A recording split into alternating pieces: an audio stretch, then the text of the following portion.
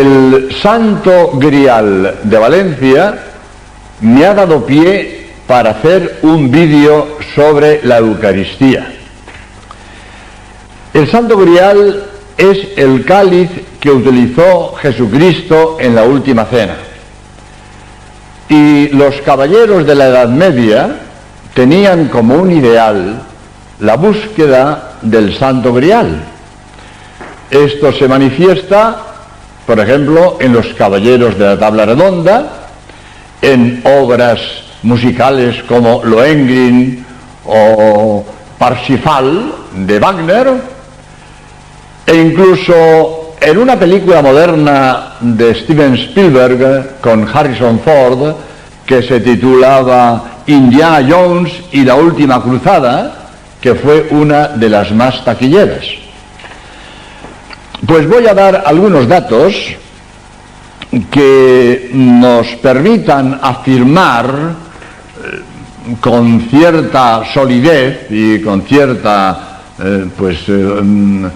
fuerza, con cierta seguridad, que el Santo Grial que está en Valencia es el mismo que utilizó Jesucristo en la última cena.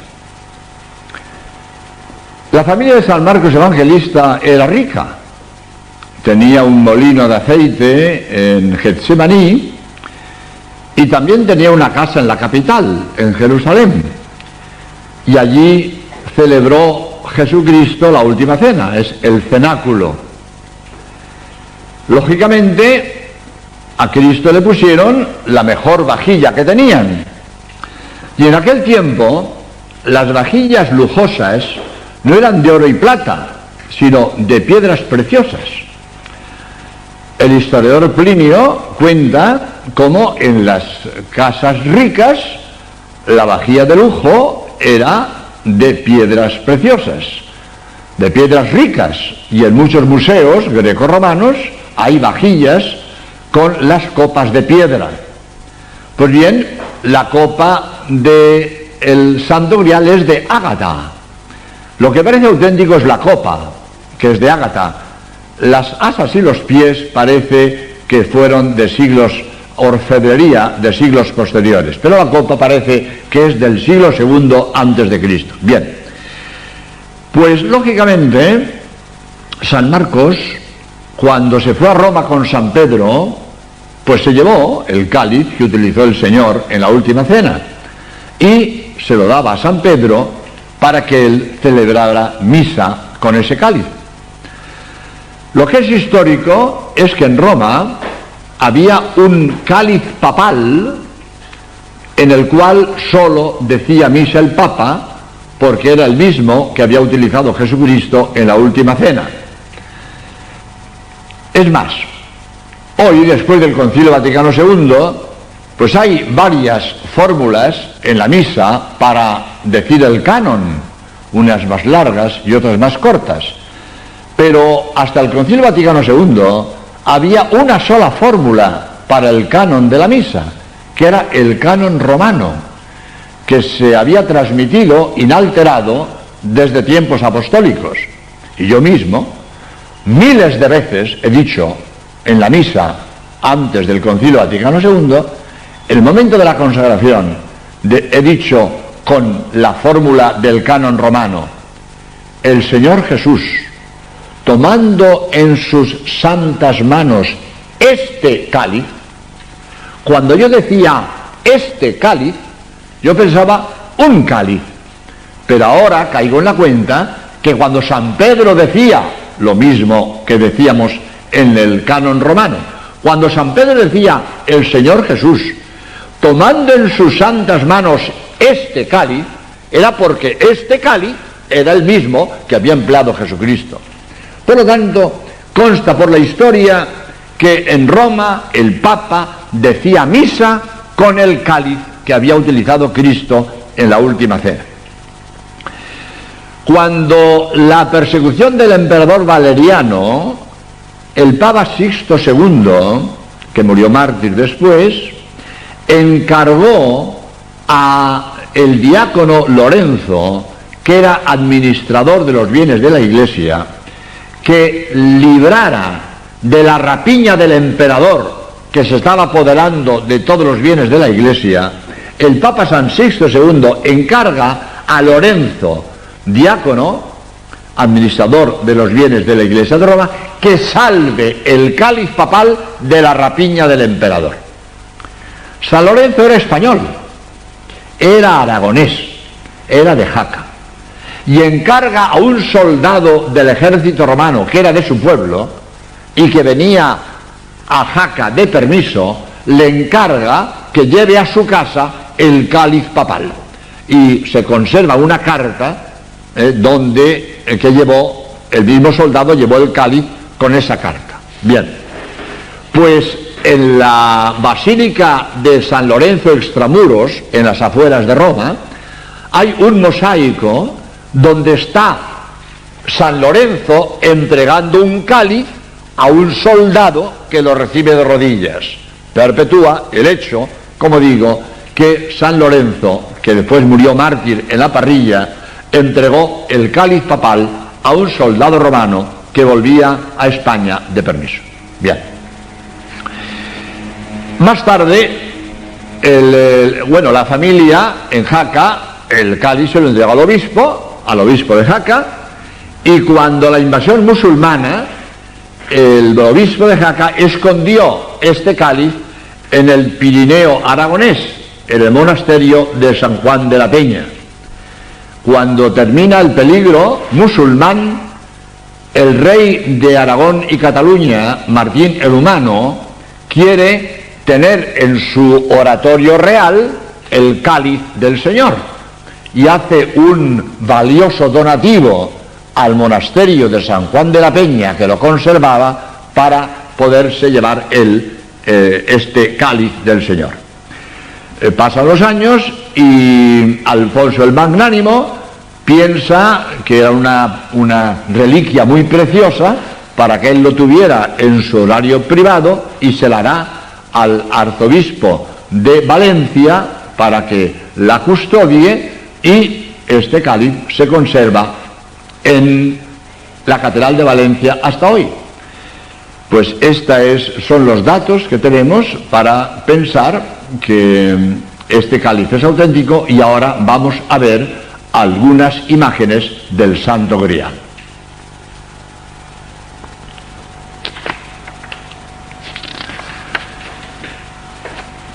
La palabra grial, unos opinan que es una evolución de la palabra hebrea goral, que significa copa grande, vaso, recipiente.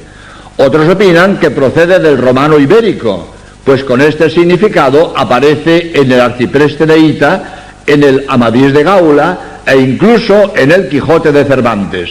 Si realmente la palabra grial procede de España, sería una confirmación de la existencia aquí del Santo Cáliz. Este sagrado cáliz, en el que por vez primera se convirtió el vino en la sangre de Cristo, ha sido en la historia de la cristiandad una reliquia que ha unido la leyenda con la verdad. Lo que parece auténtica es la copa, que es de ágata, y en opinión de los arqueólogos parece ser anterior al siglo I de nuestra era. El pie y las asas parecen ser del siglo XIV. Don Antonio Beltrán, catedrático de Arqueología de la Universidad de Zaragoza, estudió el Santo Grial, y en su libro El Santo Cáliz de la Catedral de Valencia, publicado en 1984, dice: la arqueología no tiene nada que oponer a la autenticidad del Santo Cáliz, antes bien es capaz de probar con seguridad que, dada la fecha y el origen de la copa, ésta pudo estar perfectamente en la mesa de la Cena del Señor. Al resultado de nuestra investigación hemos llegado sin apartarnos un ápice del recto camino de observación, interpretación y determinación cronológica, pasos obligados en todo estudio arqueológico. En la introducción del libro agradece la ayuda de 20 especialistas que han colaborado en su trabajo. La altura total es de 17 centímetros. La copa tiene 5,5 centímetros de altura y 9,5 de anchura. El pie tiene 14,5 centímetros de base por 4 centímetros de altura. Las piedras de la base son perlas y esmeraldas. Interior del cenáculo. Es opinión de los comentaristas que el cenáculo pertenecía a la familia de Marcos, que era rica. Era dueña del huerto de Getsemaní, donde tenía un molino de aceite. Es lógico que para la cena de la Pascua le pusieran al Señor la copa más rica que tenían. El cenáculo, que mide 15,5 metros de longitud por 9,5 de anchura, ha sido mezquita durante siglos, pues los musulmanes tenían especial interés en convertir en mezquitas los principales lugares cristianos. Hoy pertenece al Estado de Israel. En la planta baja han puesto el Museo del Holocausto Nazi. Basílica de San Lorenzo extramuros. El Papa San Sixto II fue martirizado el 6 de agosto del año 258 en la persecución de Valeriano, que duró del 253 al 260. Valeriano quería apoderarse de los bienes de la Iglesia. Antes de morir, el Papa Sixto II encargó a su diácono San Lorenzo, que era el administrador de los bienes de la Iglesia de Roma, que sacara de Roma el Santo Cáliz papal para salvarlo de la rapiña del emperador Valeriano. San Lorenzo también murió mártir el 10 de agosto del año 258 en la Parrilla. Imagen de San Lorenzo en la basílica de su nombre. San Lorenzo, natural de Jaca, entregó el cáliz a un paisano suyo para que lo trajera a sus padres en su ciudad natal, acompañando el cáliz con una carta cuyo texto conocemos. Se trata probablemente de uno de los soldados españoles cristianos que militaban en la Legión del Imperio y que volvía a su tierra natal con permiso temporal o con licencia definitiva.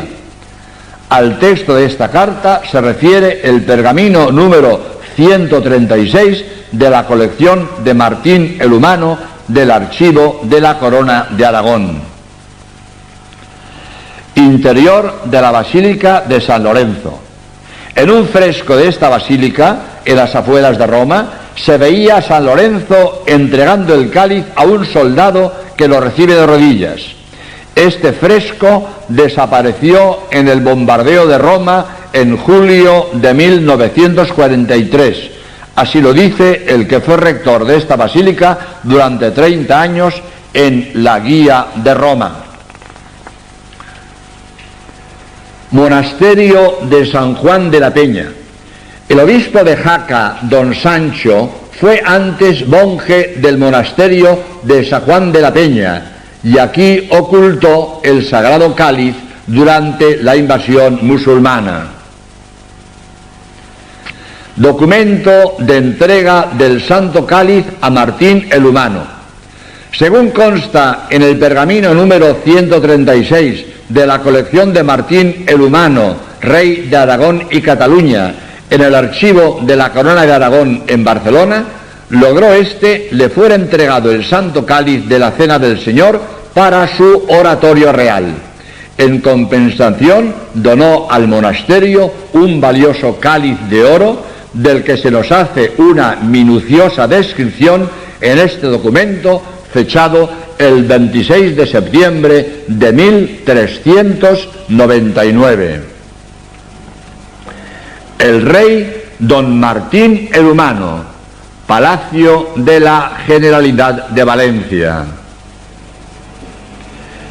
El rey Alfonso V el Magnánimo, Palacio de la Generalidad de Valencia.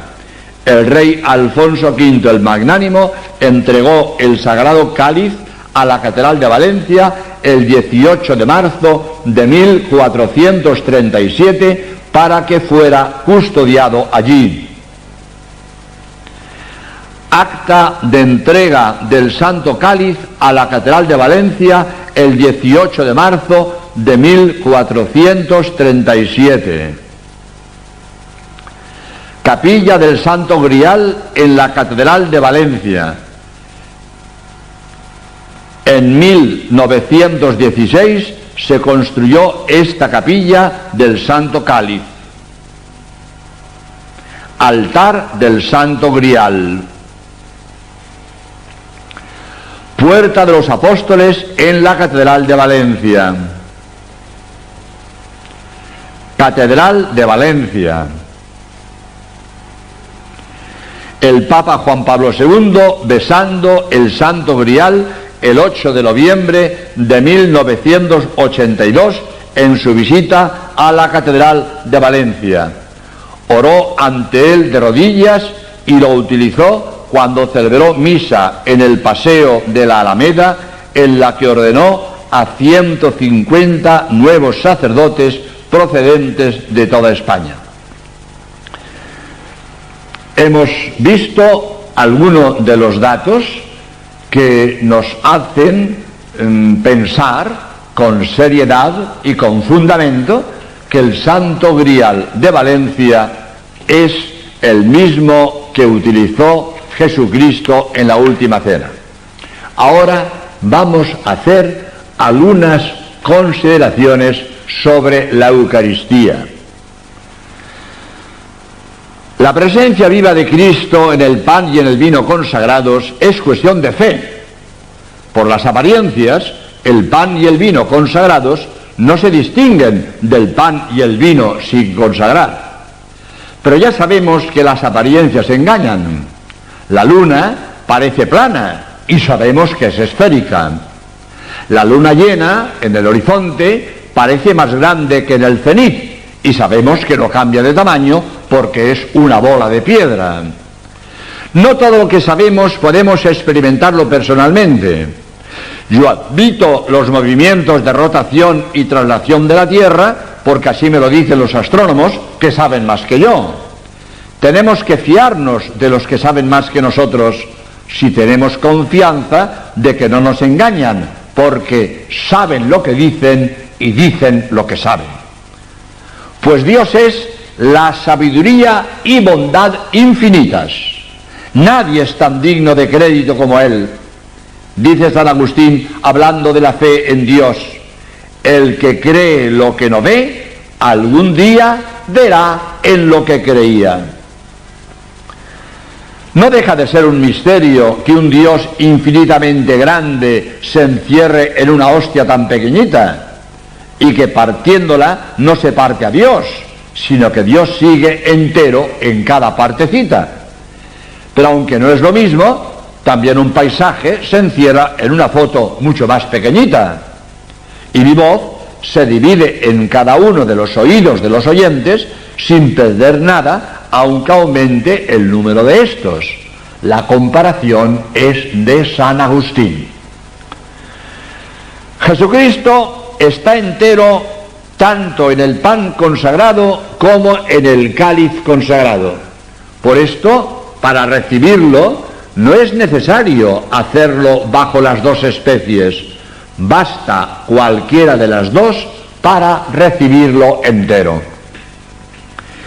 El sentido de las palabras de Jesucristo no puede ser más claro. Entenderlo de un modo simbólico es engañar o engañarse. Si Cristo hablara simbólicamente, habría que decir que nos engañó. Hay circunstancias en las que no se puede admitir un lenguaje simbólico. ¿Qué dirías de un moribundo que te promete dejarte su casa en herencia y luego lo que te dejara fuera solo una foto de ella? Si no queremos admitir que Jesucristo nos engañó, no tenemos más remedio que admitir que sus palabras sobre la Eucaristía significan lo que expresan. Los mismos judíos las entendieron de modo real. Por eso se escandalizaron cuando Jesús dijo: mi carne es verdadera comida. Aquello les sonaba a antropofagia. Si hubieran entendido sus palabras de modo simbólico, no se hubieran escandalizado. Jesús dijo también: haced esto en memoria mía. Con esto quería perpetuar la Eucaristía hasta el final de los tiempos. Es un mandato que otorga a los sacerdotes el poder y el deber de hacer presente el sacrificio eucarístico hasta el final de los tiempos. Dijo Cristo: yo estaré con vosotros hasta el final de los tiempos. Cristo se ha quedado con nosotros para estar a nuestro lado y ayudarnos en el camino que va al cielo. Es también el sentido de las palabras: yo estaré con vosotros hasta el final de los tiempos. La comunión da fuerza para dominar la concupiscencia, porque nos incorpora a Cristo, lo cual es prenda de salvación eterna. Quien come de este pan, dijo Cristo, vivirá eternamente. Dice San Juan en el capítulo 6, versículo 55. También dijo Cristo: yo soy la vid y vosotros los sarmientos. Quien permanece unido a mí, vivirá eternamente. Evangelio de San Juan, capítulo 6, versículos 58 y 59. El sarmiento que se separa de la vid se seca y es leña para el fuego. Como dice San Juan de Ávila en su libro sobre la Eucaristía: metiendo a Cristo en tus entrañas, Él te hace partícipe de su divinidad por la gracia.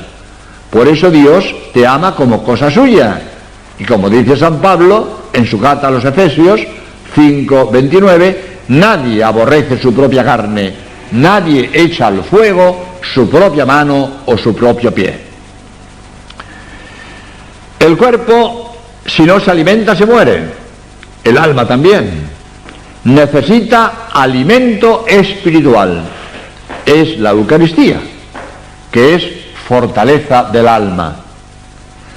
La Eucaristía de los enfermos se llama viático, porque da fuerza para caminar hacia la vida eterna. Pero esto es verdad no solo para los moribundos, sino también para los que están en la plenitud de la vida. Si estuvieras moribundo y te ofrecieran una medicina que te daría 10 años más de vida, ¿la rehusarías? Pues la Eucaristía te da la vida eterna. Dice San Agustín: si quieres que Dios sea tu casa en el cielo, sé tú su casa en el suelo. Nadie que aposentó al Señor en la tierra quedó sin recompensa.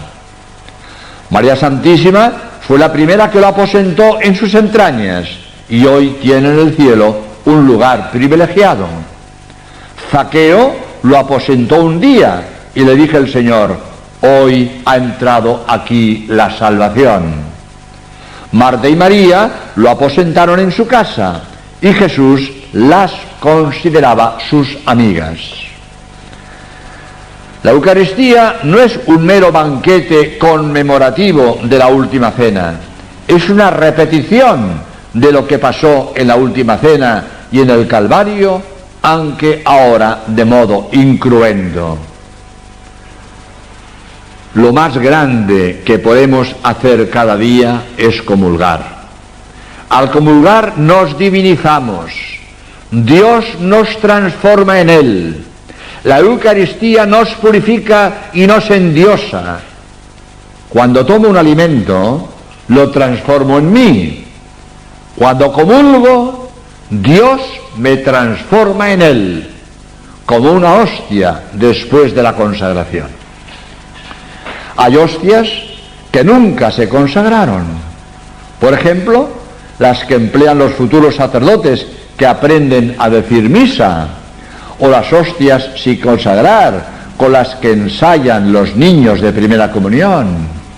Si estas hostias pudieran quejarse, se hubieran quejado de no haber sido convertidas en el cuerpo de Cristo, de no haber tenido la suerte de ser consagradas. Nosotros no podemos quejarnos, pues en nuestras manos está el gran don de poder comulgar cada día. Tengo en mi mano hacer mío a Dios, hacerle sustancia mía y a mí sustancia de Él, transformarme en Él, divinizarme. No soy yo quien asimilo el alimento, sino que es el alimento divino el que me asimila a mí. La Eucaristía me transforma en Cristo. Por eso dice San Pablo, Gálatas 2:20, vivo yo, mejor dicho, no soy yo el que vivo, es Cristo quien vive en mí. Pues como dice San Juan de la Cruz, Cántico 12:7, Cristo me transforma y mi vida es más divina que humana. Al comulgar me convierto en custodia, pues llevo a Dios en mi corazón, pero de más valor que una custodia de oro, pues ésta no puede amar al Señor que tiene dentro, y yo sí. Por eso no basta comulgar con la boca, hay que comulgar con todo el corazón. Y comulgar con frecuencia. Muchos hacen largos viajes y grandes gastos por turismo, pues aquí tenemos a Dios. Si al comulgar repartieran 1.000.000 de pesetas a cada persona, habría cola. Pues en la misa se reparte a Dios. Cada comunión que pierdo, la pierdo para toda la eternidad. Los méritos que podría haber ganado hoy comulgando, ya no los ganaré jamás. Mañana podré ganar los de mañana y pasado los de pasado. Pero los de hoy los perdí para siempre. Perdí grados de gloria. Por supuesto que no nos merecemos la Eucaristía, pero no comulgamos porque seamos estupendos, sino para serlo. No porque amemos lo suficiente, sino para amar más. La Eucaristía es medio y es fin al mismo tiempo. Me purifica y me diviniza. Por otra parte, la Eucaristía es el gran regalo de Dios. El regalo es la medida del amor. En el regalo se pone el amor. A más amor, mayor es el regalo. El regalo que nos hace el amor de Dios es Él mismo. No hay regalo más grande que un Dios infinito.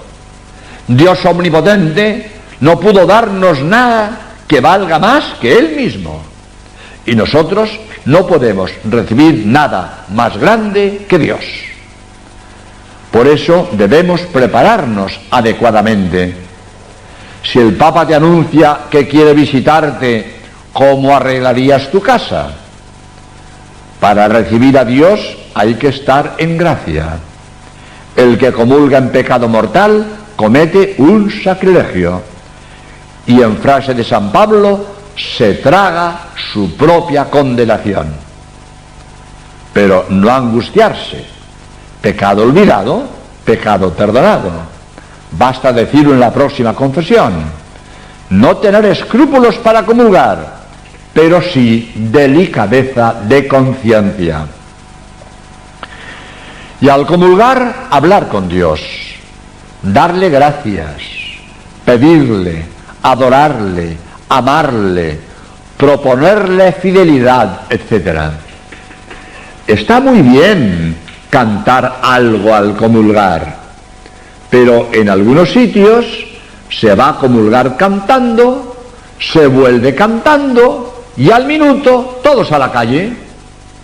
¿Cuándo han hablado con el Señor que acaban de recibir? ¿Nos vamos a extrañar de la rutina al comulgar? El amor nace del trato. Si no atiendes al Señor que acabas de recibir, terminará por serte indiferente. Para que la vida eucarística y litúrgica no se reduzca a un simple formalismo cultural, exige preparación. Voy a leer algunas ideas del Directorio Eucarístico publicado con ocasión del 7º Congreso Eucarístico Nacional celebrado en Sevilla en junio de 1968.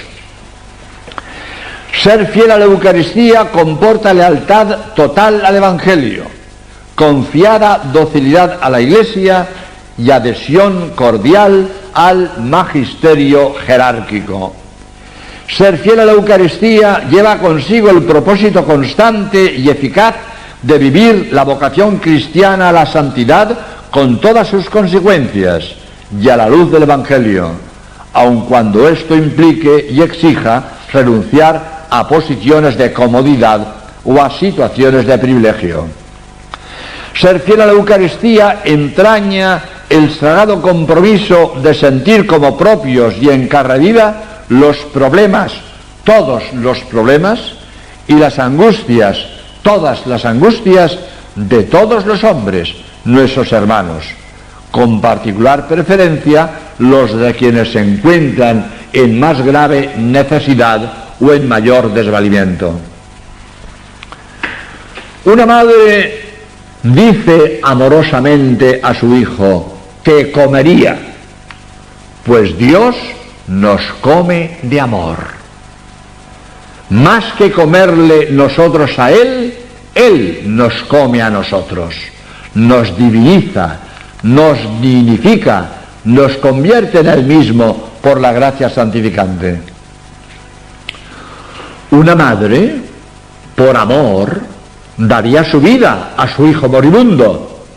Dios, por amor, muere en la misa y nos da su vida en la comunión para que nosotros vivamos.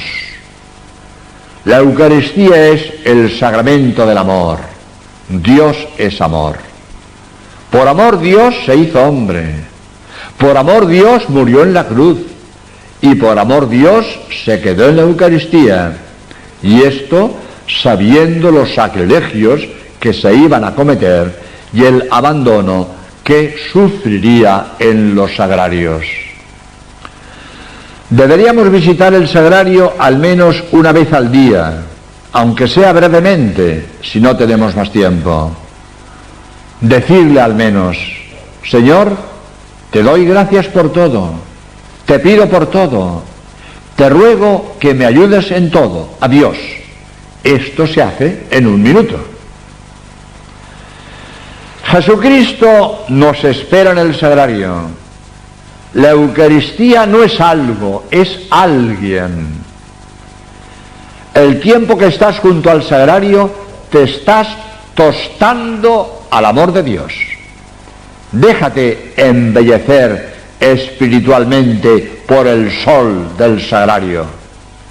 Como María de Betania, que no se cansaba de estar a los pies de Jesús porque lo amaba. Dile: aquí estoy, Señor, porque te amo.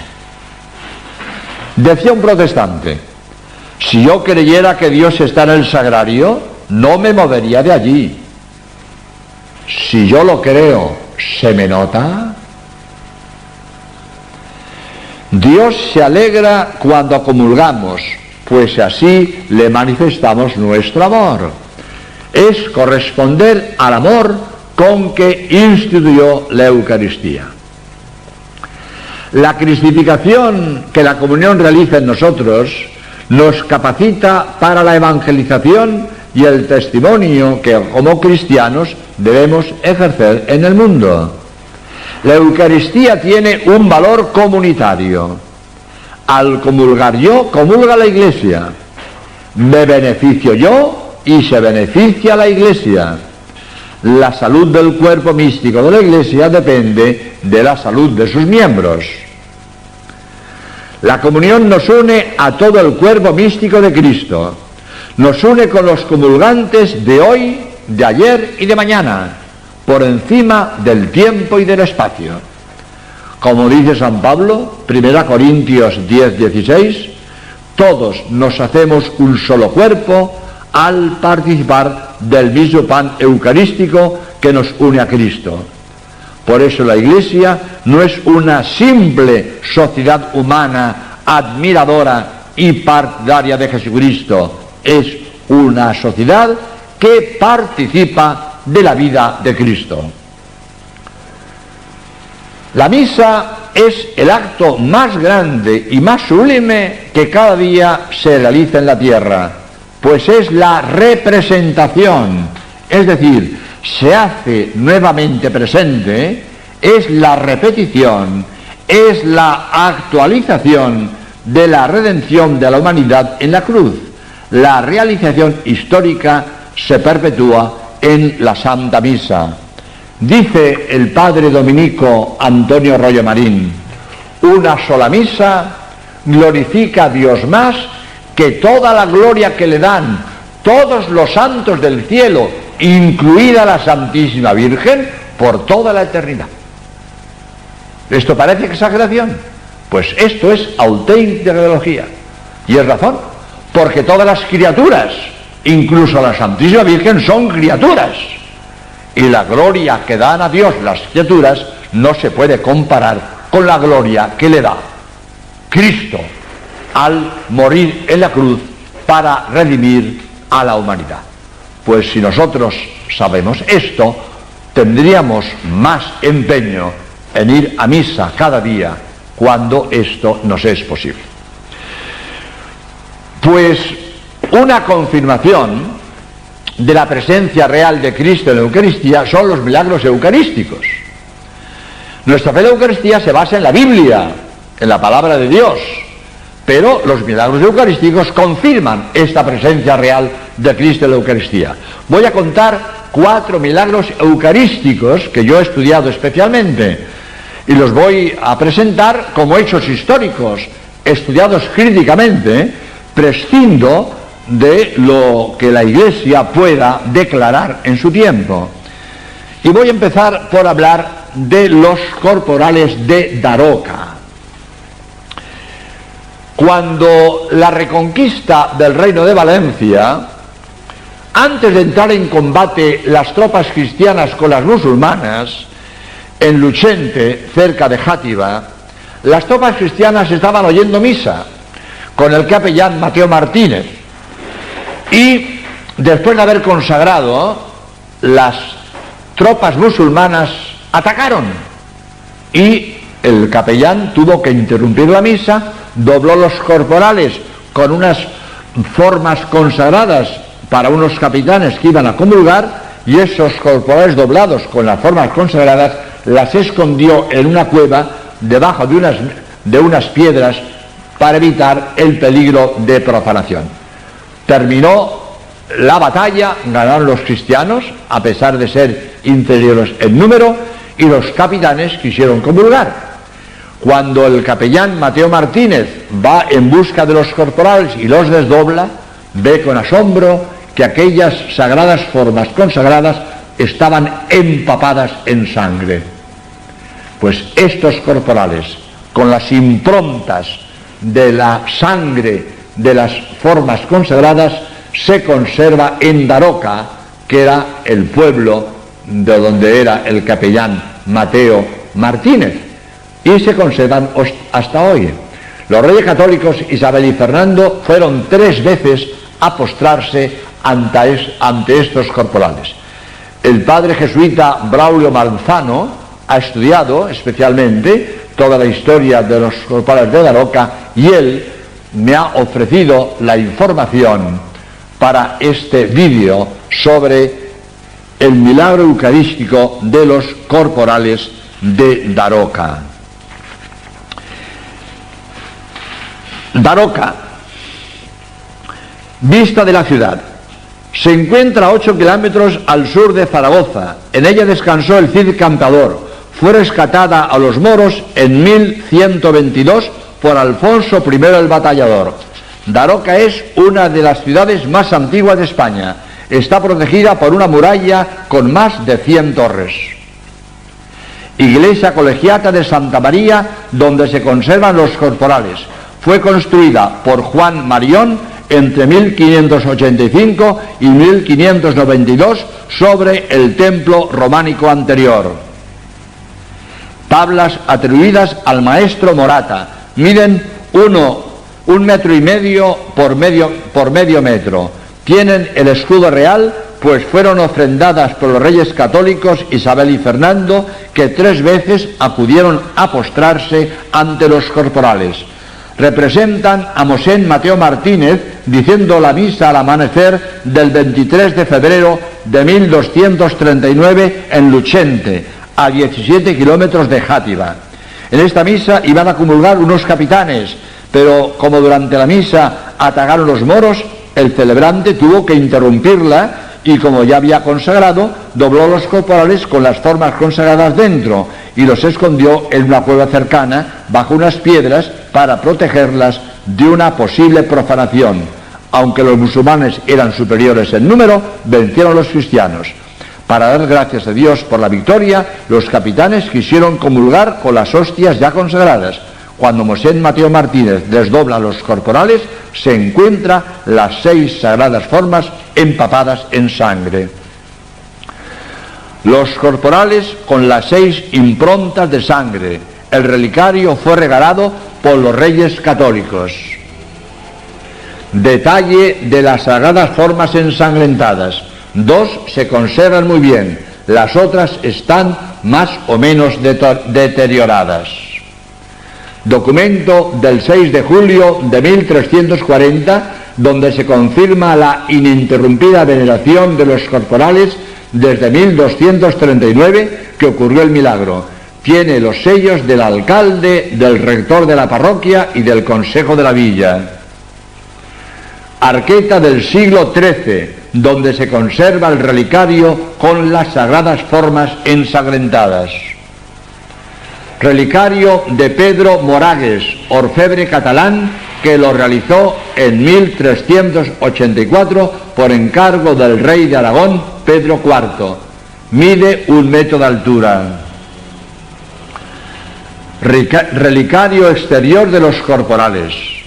En 1261, una comisión de Daroca fue a Roma a informar del milagro al Papa Urbano IV, el cual, convencido e influenciado también por el otro milagro eucarístico contemporáneo de Bolsena, instituyó la fiesta del Corpus Christi el 11 de agosto de 1264.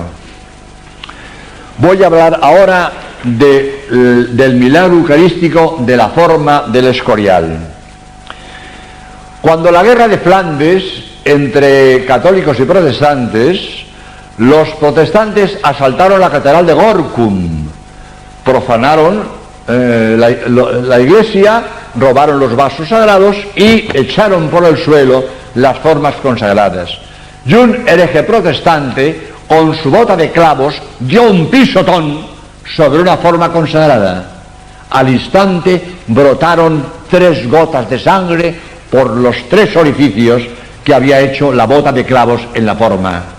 Asustado, impresionado, se convirtió y después tomó el hábito franciscano.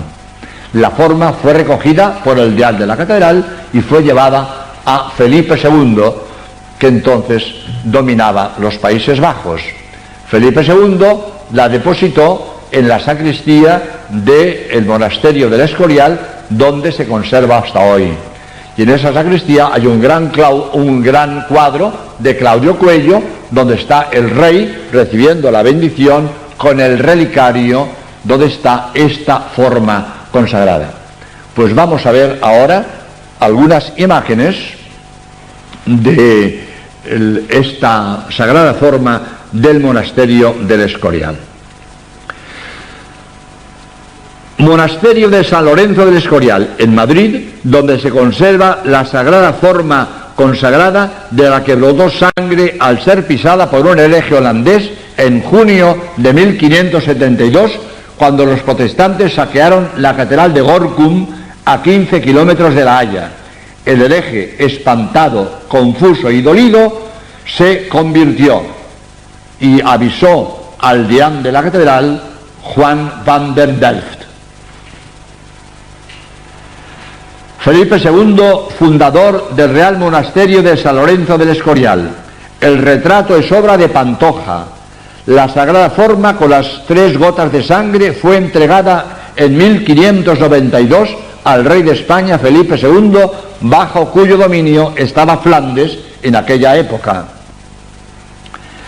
Sacristía del monasterio, donde se conserva hoy la sagrada forma. Esta sacristía es una de las piezas mejor acabadas del Real Monasterio, tanto arquitectónica como artísticamente. Tiene 30 por 11 por 9 metros. En el testero sur se encuentra el altar de la Sagrada Forma. Carlos II, cuadro de Carreño de Miranda. Este joven monarca fomentó el culto a la Sagrada Forma del Escorial. Retablo y altar de la sacristía. El retablo es de jaspes, mármoles y bronce dorado. Es obra de don José del Olmo, maestro de obras del rey. A ambos lados del altar hay dos puertas de finas maderas con adornos de conchas y bronce dorado que dan acceso al camarín de la Sagrada Forma. El altar está presidido por este cuadro de Claudio Cuello, en el que Carlos II está recibiendo la bendición con la Sagrada Forma de manos del padre Francisco de los Santos, prior de la comunidad de Jerónimos del monasterio. Los nobles que acompañan al rey están identificados como el duque de Medinaceli, el duque de Pastrana y el conde de Baños. El cuadro mide 9 por 7 metros y medio y fue pintado por Claudio Cuello entre 1685 y 1688. Está considerado como una de las obras maestras de la pintura española del siglo XVII, según Martín González en su Historia de la Pintura. En el ángulo inferior izquierdo está el autorretrato de Claudio Cuello. Detalle del cuadro de Claudio Cuello en la portada del libro del padre agustino Benito Mediavilla, titulado La Sagrada Forma del Escorial, que me ha proporcionado información sobre todo lo relacionado con el milagro de la Sagrada Forma del Escorial. Sobre las puertas a ambos lados del altar, que dan acceso al camarín de la Sagrada Forma, hay dos bajorrelieves en mármol blanco. En el que tenemos en pantalla está Felipe II recibiendo la Sagrada Forma de manos del padre Martín de Guzmán, provincial de los agustinos en Alemania y Bohemia, que la trajo en una caja de madera cerrada y sellada, acompañada de un documento acreditativo del notario Guillermo Baumer y dos testigos, según documento del Archivo de Simancas de marzo de 1594. Sobre estos bajorrelieves hay dos medallones de mármol. Uno representa el momento de la profanación y el otro al profanador convertido recibiendo el hábito de franciscano. En pantalla el primero. Relicario donde se conserva la Sagrada Forma incorrupta después de 400 años. Se observan perfectamente las tres manchas de sangre y se encuentra en un camarín detrás del cuadro de Claudio Cuello. Mártires agustinos de la Guerra Civil Española en 1936. Es obra del pintor Pedro Martínez Tavera. Durante la invasión francesa, la Sagrada Forma estuvo escondida por el padre Jerónimo Pedro de Tomelloso. En 1885, Alfonso XII entrega el Real Monasterio a los padres agustinos. Durante la Guerra Civil Española de 1936 a 1939, fue de nuevo escondida, esta vez por el padre agustino José Llamas, sacristán en aquella época. 67 padres agustinos de la comunidad del monasterio del Escorial fueron fusilados en Paracuellos del Jarama por el único delito de ser religiosos. En pantalla el cuadro de Pedro Martínez Tavera titulado Mártires agustinos, noviembre de 1936. Otro milagro eucarístico muy interesante es el de los peces de Alboraya. Estuve yo dando conferencias en Almácera, cerca de Valencia, y allí al lado está Alboraya. Pues en Almácera vi un gran cuadro que perpetúa este hecho. Un día el párroco de Alboraya recibe la visita de un molinero que le pide que vaya a asistir a su padre moribundo en una alquería donde él vivía. En aquel momento estaba diluviando, pero dada la urgencia del caso, el párroco coge el Santísimo y va a asistir al moribundo. Tenía que atravesar el arroyo de Careixet sobre una tabla, resbaló y perdió el Santísimo, que fue arrastrado por la corriente.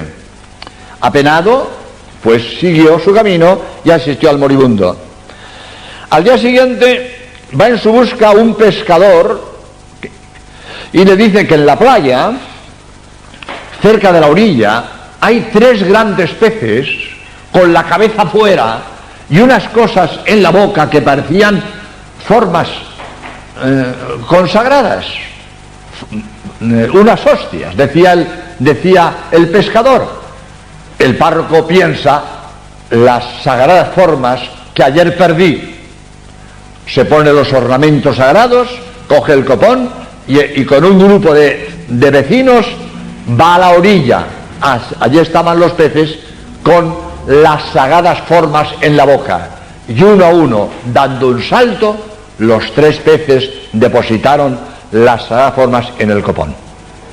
Este hecho está perpetuado por varios cuadros, por una calle en Alboraya que se llama El Milagro de los Peces, por una ermita junto a la desembocadura del arroyo Careixet en la playa, y por el escudo de Alboraya, que tiene un copón con los 3 peces dejando las formas dentro. Estos datos no pueden ser fruto de una invención.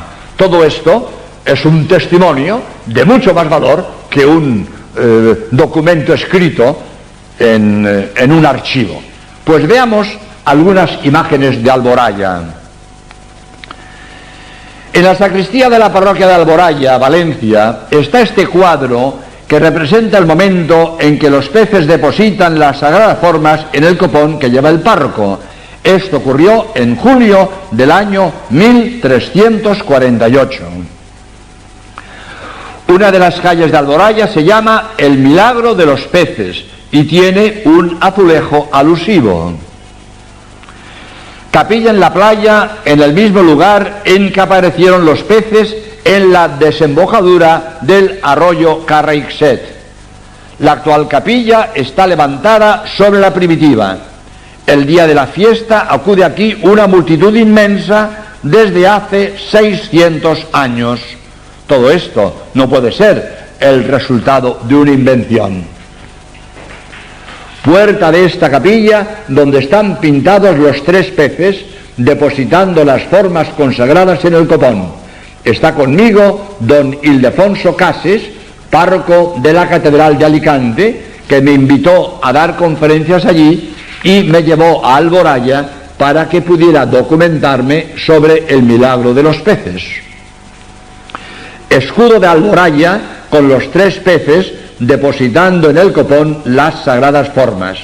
Todo esto tiene una fuerza probativa del milagro superior a un documento escrito conservado en un archivo. Los archivos de la parroquia de Alboraya fueron quemados durante la Guerra Civil de 1936. Finalmente voy a contar el milagro del anciano.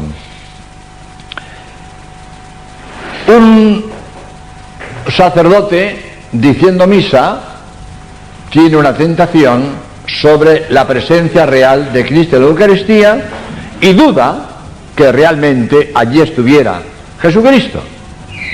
En aquel momento, la sagrada forma se convierte en un trozo de carne. Asustado, llama a los feligreses, acuden todos y difunden por el mundo, primero por Lanciano y poco a poco por el mundo entero, este fenómeno, este milagro eucarístico. Este trozo de carne ha sido analizado recientemente por 2 médicos de la Universidad de Siena, doctor Linoli y doctor Bertelli, y han afirmado: es carne humana, tejido fibroso, con vasos sanguíneos, y el grupo sanguíneo es AB, el mismo que de la sábana santa y del sudario de Oviedo. Pues vamos a ver algunas imágenes de Lanciano. Lanciano es una pequeña ciudad medieval que se encuentra en la costa del mar Adriático en Italia. De allí era, según la tradición, el centurión Longinos que clavó su lanza en el corazón de Cristo en la cruz. Más tarde se convirtió al cristianismo y murió mártir en Capadocia. Su fiesta se celebra el 15 de marzo. Fachada del santuario de San Francisco, construido sobre la capilla en la que aconteció el milagro eucarístico. El hecho está registrado cuidadosamente en un pergamino manuscrito de aquel tiempo, que posiblemente es el documento original en el que se describe y certifica el milagro, y por lo tanto puede ser el relato oficial de los hechos. Ostensorio donde se conservan las sagradas reliquias del milagro eucarístico. Se colocaron aquí el 16 de abril de 1713. Este ostensorio tiene una altura de 63 centímetros. Arriba está la carne y abajo la sangre coagulada. Carne del milagro eucarístico. Esta carne ha sido analizada en 1970 por el doctor Linolli, profesor universitario de Anatomía e Histología Patológica y médico jefe de los Hospitales Unidos de Arezzo, y por el doctor Bertelli, profesor de Anatomía Humana en la Universidad de Siena. El análisis se realizó con absoluto rigor científico, documentado con una serie de fotografías microscópicas. El resultado del análisis es que se trata de carne humana, de tejido muscular fibroso, con un lóbulo de tejido adiposo. Se observa la presencia de vasos sanguíneos. No aparece rastro alguno de las sustancias químicas utilizadas para la conservación de cadáveres. Esta carne permanece intacta desde hace 1200 años. El trozo tiene 5 por 6 centímetros. Sangre coagulada del milagro eucarístico. El análisis cromatográfico confirma que es sangre humana. Es verdaderamente admirable que las proteínas de una sangre tan antigua produzcan una curva electroforética mostrando el perfil propio del suero fresco. Este milagro ha sido confirmado en 1976 por la Comisión Médica de la Organización Mundial de la Salud, definiéndolo como un caso único en la historia de la medicina. El profesor Linolli, que junto al doctor Bertelli ha analizado la carne y la sangre del milagro eucarístico de Lanciano. El informe de los profesores Linolli y Bertelli ha sido publicado por Bruno Samaciccia en su libro El milagro eucarístico de Lanciano, cuyo original italiano ha sido traducido al inglés, al alemán, al francés y al español. El informe científico de los doctores Linolli y Bertelli, finalizado el 4 de marzo de 1971, termina con estas palabras: en base a lo anterior, es posible afirmar, sin temor a contradicción, el origen humano de la carne y la sangre del milagro eucarístico de Lanciano. Y nosotros terminamos este vídeo diciendo: el Señor ha querido dejar pruebas patentes de su presencia real en las especies sacramentales para confirmar nuestra fe en la Eucaristía y aumentar nuestra devoción al Santísimo Sacramento del altar. Que el Señor así nos lo conceda.